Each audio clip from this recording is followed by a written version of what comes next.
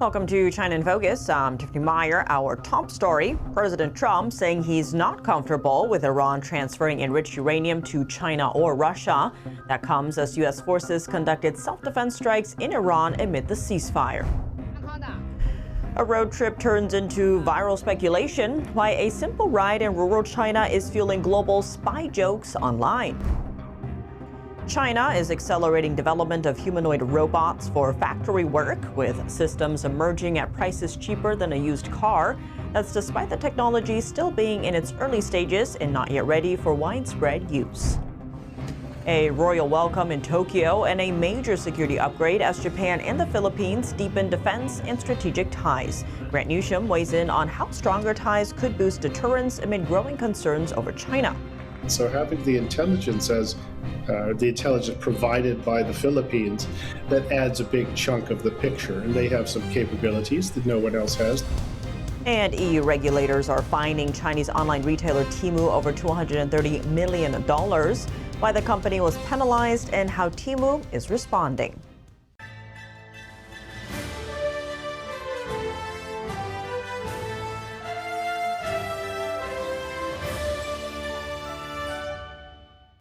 President Trump said Wednesday that he would not be comfortable with Iran transferring enriched uranium to China or Russia. Highly enriched uranium can be used for nuclear weapons, and it is one of the key demands the president wants Iran to give up. Iran, would you be comfortable with Russia or China taking their stockpile of highly enriched uranium, and have they offered to do that? No, I wouldn't be comfortable. That would not make me comfortable. Iran has enriched uranium to levels close to those needed for nuclear weapons. President Trump posted on Truth Social that the enriched uranium would be destroyed in the U.S., in Iran, or at another acceptable location. On Wednesday, U.S. forces conducted self-defense strikes in Iran for a second time in 3 days. That's after Tehran launched drones at ships in the Strait of Hormuz. U.S. officials said Iran's attack drones threaten U.S. forces in the region.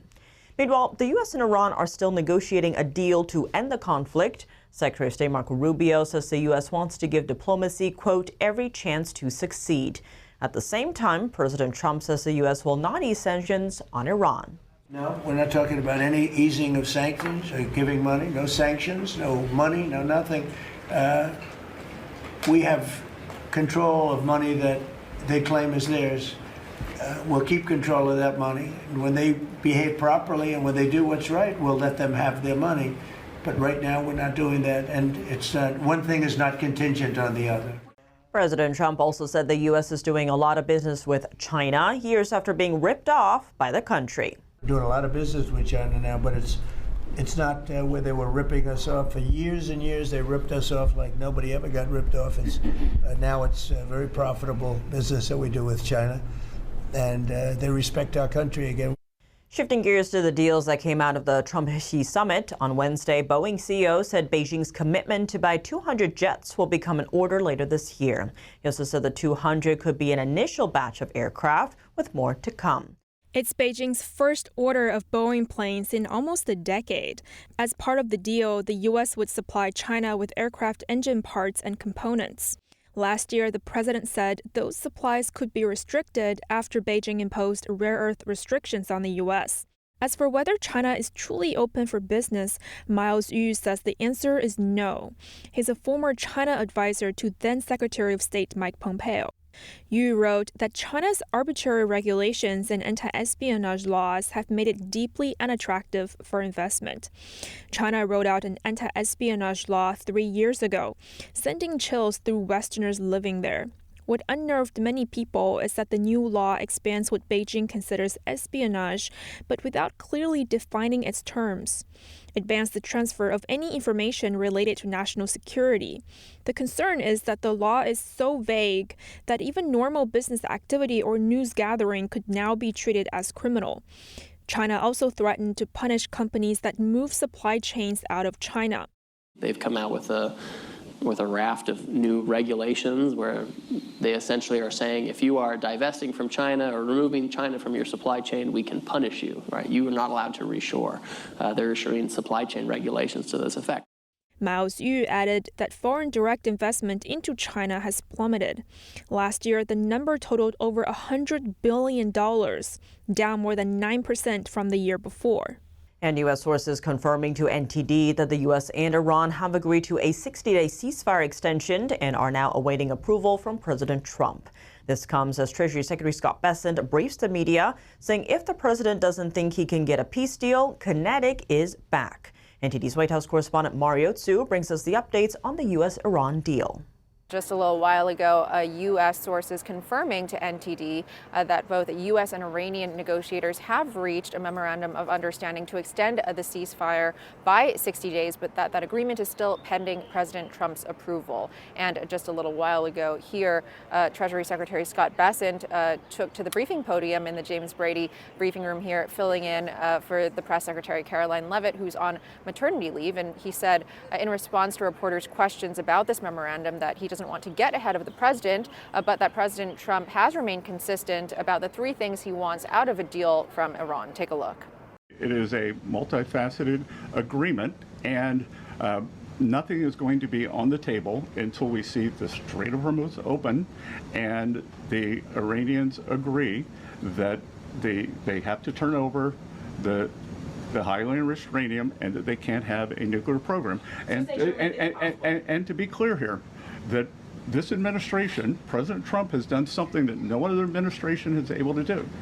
We have gotten the Iranians to talk about their nuclear program and to perhaps commit to not having one. That has never happened before. It had been off the table.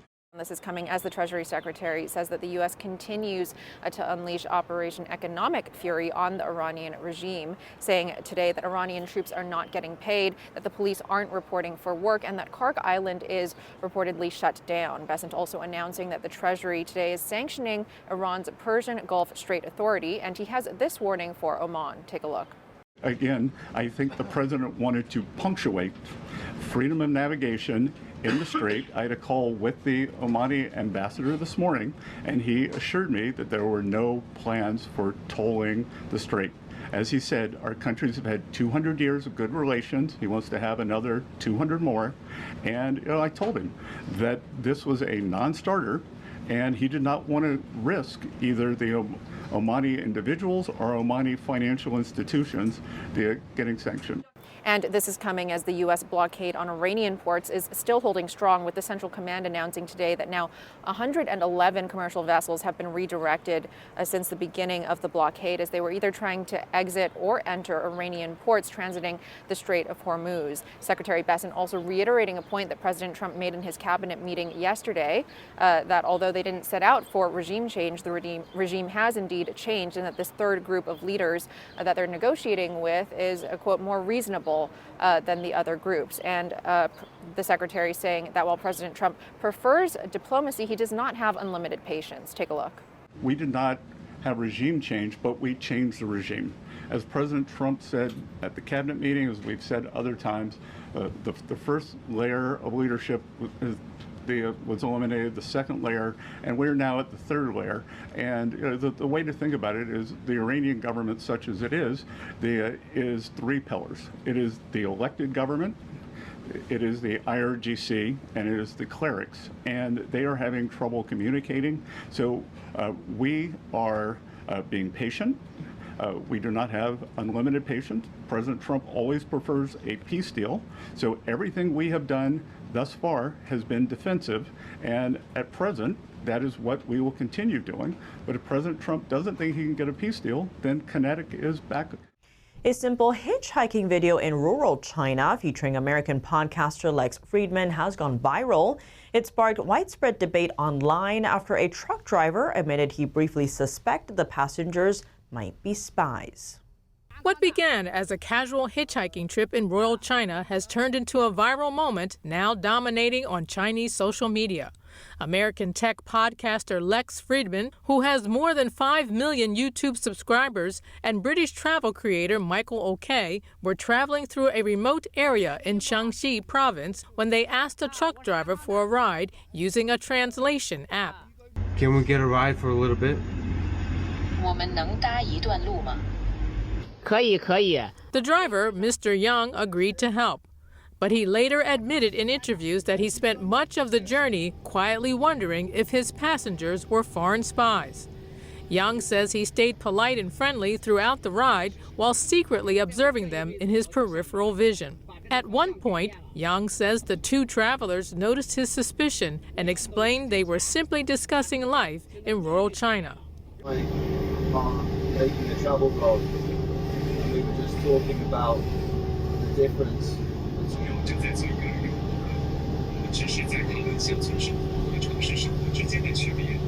The clip has now racked up more than 7.6 million views on Chinese platforms and sparked heated and often humorous debates online. Some Chinese netizens joked seeing a foreigner and immediately suspecting him of being a spy shows the state security propaganda has been super effective. Others joked a nationwide spy hunt.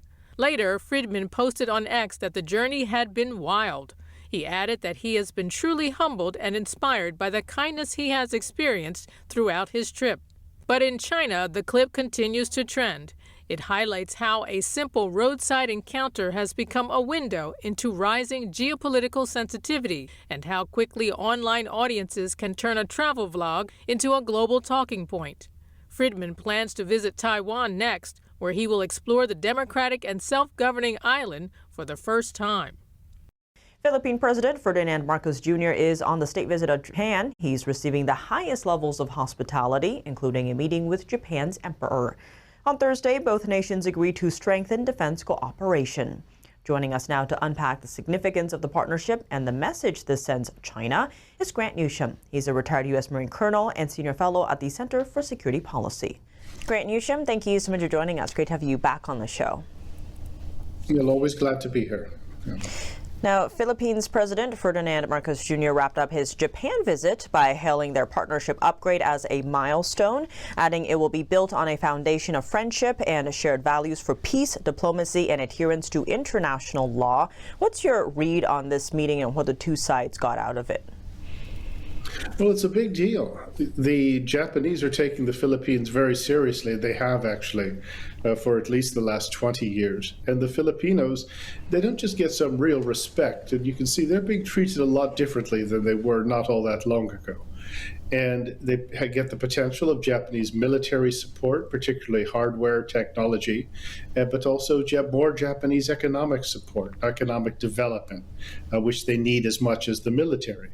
And it is really to get a state visit like this, meeting with the emperor, address the Diet. This is something that very few countries get, and it's the Filipinos that are getting it. And it is a big deal.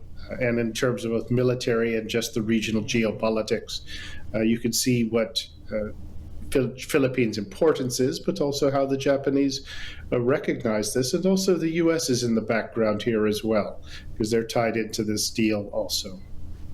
There's a lot to unpack here for sure. On the defense side, there is that potential for Japanese arms sales to the Philippines, as you talked about. Now, they also wanted to increase a bunch of other things when it comes to security, maritime, and economic cooperations. On the economic front, there were 3 agreements. That was to seek cooperation in digital innovation, smart cities, and fintech. What do you make of that aspect, especially because I think most people, when they think of smart cities, they think China. So what is going to make this one different? Well, what makes it different is be the Japanese behind it. Chinese have provided a lot of economic investment into the Philippines that has generally benefited the Chinese more than it has the Philippines, and it comes with all sorts of corruption. That's not entirely the Chinese fault, of course, but you have things, for example, like a huge Chinese presence in the Philippine electric grid. Well, one can see the vulnerability there. Plus, the grid just isn't all that good in the Philippines. But you get really first-class investment. And when the Japanese put their money into a place, it doesn't matter what the industry is. It's always done well. It's reasonably honest, and it produces. And this is an alternative, ultimately, to the Chinese. And Chinese have been selling this line to the Philippines. The future is us. Stick with us and you'll be in great shape. But most people really haven't bought it. I want to expand on that because, as you mentioned earlier, there's, of course, a bunch of moves in the defense and security fronts as well. Now, there's been a lot of Chinese military activity around both the Philippines and Japan, of course, also around Taiwan recently. What message do these deals between the Philippines and Japan send to China? Well, if you look at it from China's perspective, they hate it when their intended victims are actually defending themselves. And when they're defending themselves in a conjunction or an alliance of sorts with the country like Japan, a major military power, even if somewhat limited, but also with the United States, and you combine those three, well, the Chinese don't like that. It gives the Philippines much better odds to protect themselves. And the Japanese have already given the Philippines things like coastal radars, some surveillance aircraft, patrol vessels, and they're probably going to be giving them some old retired destroyers, although retired Japanese destroyers are practically brand new. And they have been sending as well the Japan Self-Defense Force to the Philippines to participate most recently in the Balikatan exercise. And that shows not just a tangible level of support, but there's a psychological aspect to this as well. There was also talks of intelligence sharing in the midst of all of this. And given Japan is the U.S.'s arguably most important ally in the region, and the Philippines, with the U.S., has that mutual defense treaty, what does their partnership or growing partnership mean for the U.S.?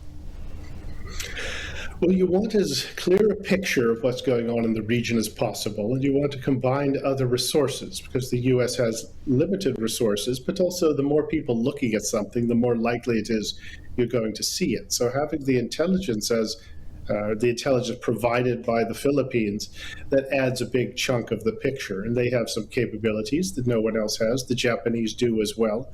And the Americans, of course, have lots of capabilities, and many of them, no one else has those. So you combine those into a coherent structure, and you have a very good sense of what's going on. And it makes it very hard for an adversary, that means China in particular, to actually move without anyone really knowing about it.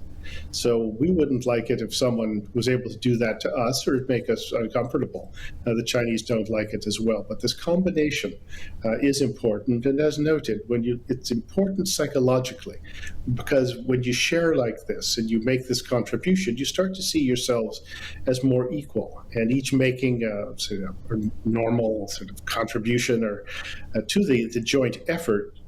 It's very different than when everyone was relying on the United States to take the lead and to do the hard work. And now you're getting more of an equality into the relationships, particularly between Japan, the U.S., and the Philippines. Well, Grant Newsham, as always, thank you so much for your time. No, thanks very much. Glad to be here. China is betting big on robots that can walk into factories and do human-like work. Beijing is pushing development of humanoid machines that can walk on two legs. They're designed for tasks like assembling parts, moving materials, and inspecting products on production lines. The move comes amid China's shrinking workforce, rising wages, and manufacturers facing growing global competition. Chinese state-backed buyers are increasing orders fast, with spending on humanoid robots jumping to about $30 million in 2024. Some of the machines are already priced around $13,500 as companies race to scale production despite the technology still being early stage. China already leads the world in industrial robots, with about 2 million operating in factories. But experts say humanoid robots still struggle with basic movement and are far from replacing human workers at a large scale. The rapid push is also drawing attention abroad, with U.S. lawmakers considering restrictions over its potential national security risks. Coming up, EU regulators fined Chinese online retailer Temu over $230 million, why the company was penalized and how Temu is responding. Welcome back to China in Focus. I'm Tiffany Meyer. Major Chinese online retailer Temu has been fined more than $230 million. EU regulators warn that further penalties could follow. Temu reaches 130 million consumers in the European Union, but the company has not properly assessed the risks of illegal products being sold on its marketplace. What products are we talking about? Dangerous toys for kids, small electronics without proper label, clothes and jewelry containing harmful chemicals, to name just a few. The fine follows a nearly 2-year investigation under the European Union's Digital Services Act. The law requires major online platforms to take stronger action against illegal and harmful content. The European Commission says Temu failed to properly assess the risks tied to illegal products being sold on its platform. Regulators also say the company did not do enough to examine how its product recommendation system and promotions could increase exposure to those illegal goods. Temu now has until August 28th to submit a plan addressing the EU's concerns. In a statement, a Temu spokesperson said the company disagrees with the decision and believes the fine is disproportionate. Temu also says the ruling is biased on an assessment conducted in 2024 and does not reflect changes the company says it has made since then. Temu entered the U.S. market in 2022 and quickly exploded in popularity with ultra-low prices and aggressive digital advertising. Its business model ships products directly from Chinese suppliers to American consumers. Market research estimates Temu has more than 133 million monthly active users in the United States and more than 416 million worldwide. The company has also captured a significant share of the U.S. discount retail market. It accounts for an estimated 11 to 17%, making it the country's third largest low-cost shopping platform behind Dollar General and Dollar Tree. But Temu's U.S. business took a major hit in 2025 after Washington ended the so-called de minimis loophole, which had allowed packages worth less than $800 to enter the country duty-free. Since then, Temu has shifted strategy, recruiting more U.S.-based sellers with local warehouses and inventory. At the same time, the company has increasingly focused on Europe. Europe has now surpassed North America as Temu's largest source of revenue. In the European Union alone, Temu reports roughly 141.6 million monthly active users. That's all for today's China in Focus. I'm Tiffany Meyer. If you have any feedback on the show or have something you'd like to see us cover, send us an email at chinainfocus@ntd.com. We'd love to hear from you. For on-the-clock original news coverage, visit us at ntd.com or download our NTD app. Thanks for watching. See you tomorrow.